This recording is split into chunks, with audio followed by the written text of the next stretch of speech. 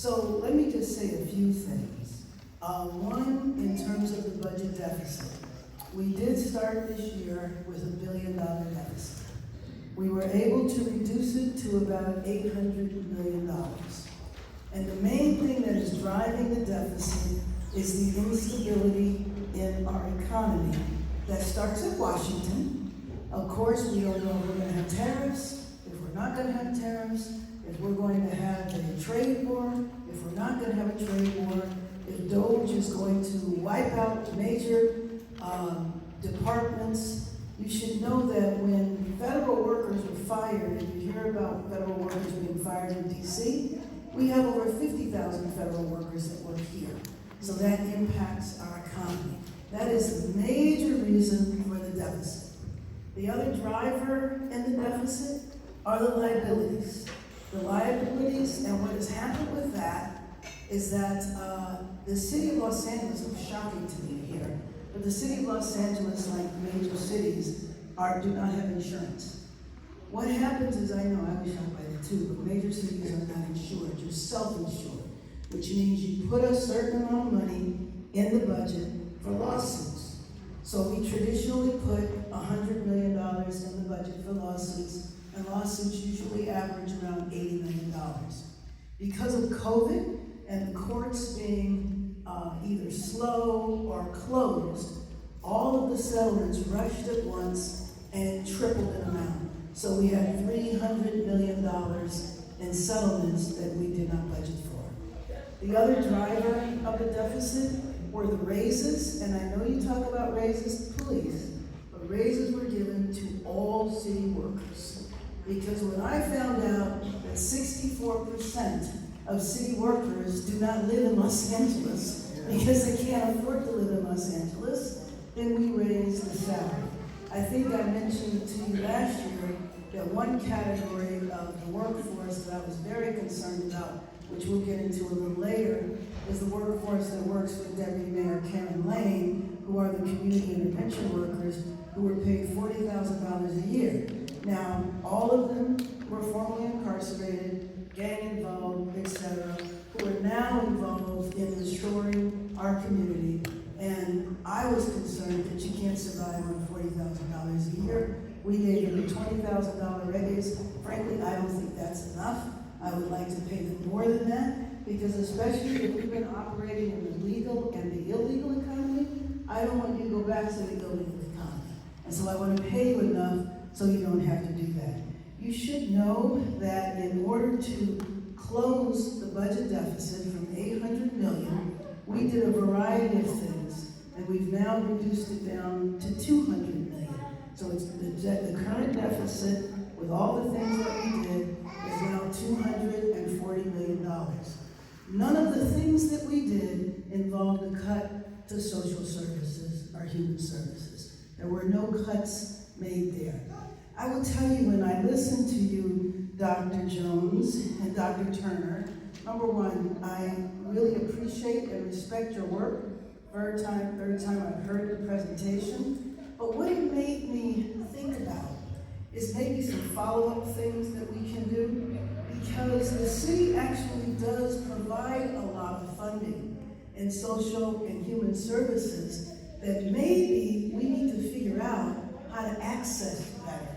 And maybe that's something that we can do together to give you details specific about how that money is used. So let me just give you two categories of funding. There's the Community Investment for Families Department, which is funded at $40 million. There's the department that Karen Lane is in charge of, the Gang Reduction Youth Development Department, which is funded at $46 million. And there's the Economic Workforce Development Department, which is funded at $30 million. So none of those departments were cut. Yes? Yeah. Funded just at the beginning of your budget at $3.4 billion. No, right? Yes. That doesn't account for the discretionary, nor does it account for all of the other things that we talked about. So I just want to say, I appreciate you mentioning that as a contract, when we talk about ecosystems, systematically, there is no comparison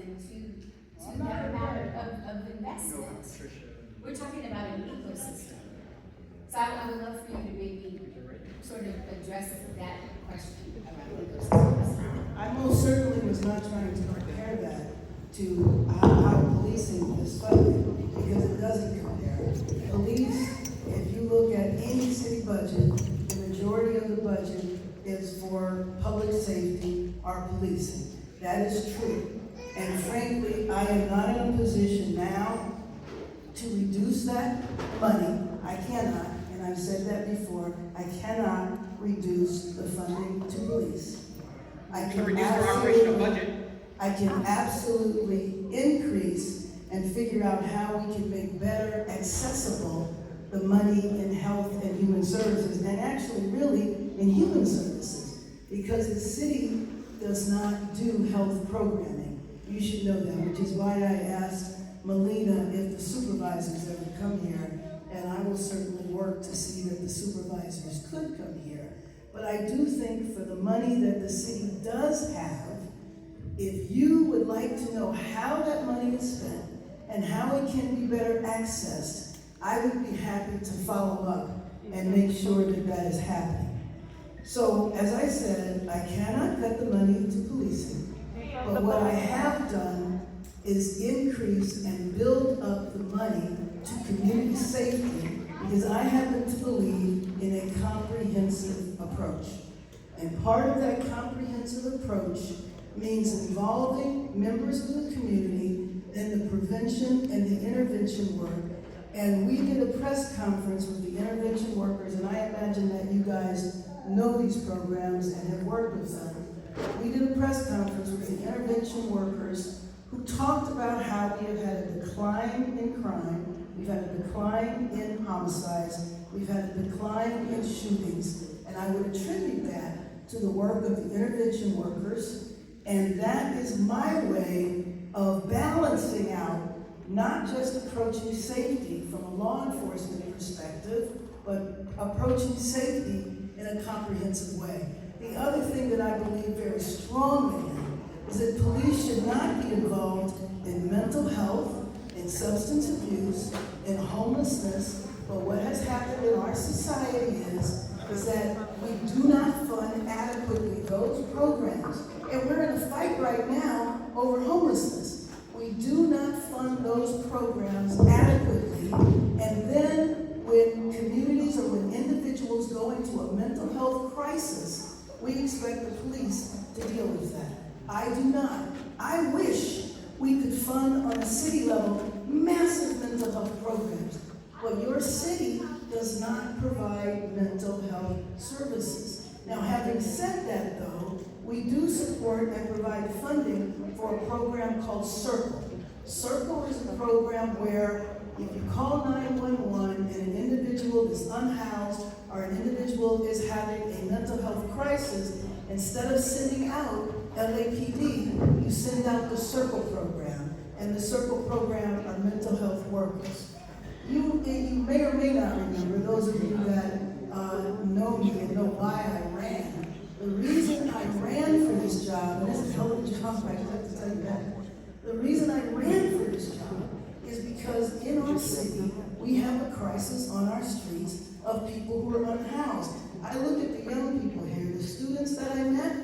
You guys, every day of your life, you have seen people on our streets. Those of us that have been around for a while, we know that 30 years ago, we were not sleeping on our streets.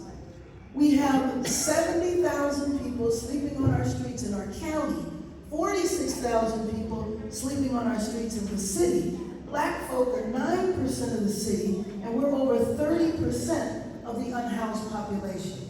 So I ran because I was very concerned that we were getting ready to repeat the 1990s, and I was having flashbacks when people made reference to me starting the Community Coalition. I started the Community Coalition in 1990 because we had a problem then with crack cocaine, and that's when homelessness, by the way, changed demographics. The average homeless person in the 80s was a 55-year-old white male who was an alcoholic, who was on Skid Row. I never thought about them not having a house. I just thought they didn't go home because they were an alcoholic.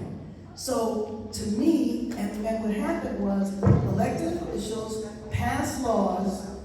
just locked people up, and they did not address what I felt was a health crisis. So when I was in Congress, working on the George Floyd Justice and Policing Act, I felt like what was getting ready to happen in our city was we were going to become frustrated with the people on the street, and we were going to go back to the 90s and start incarcerating homeless people.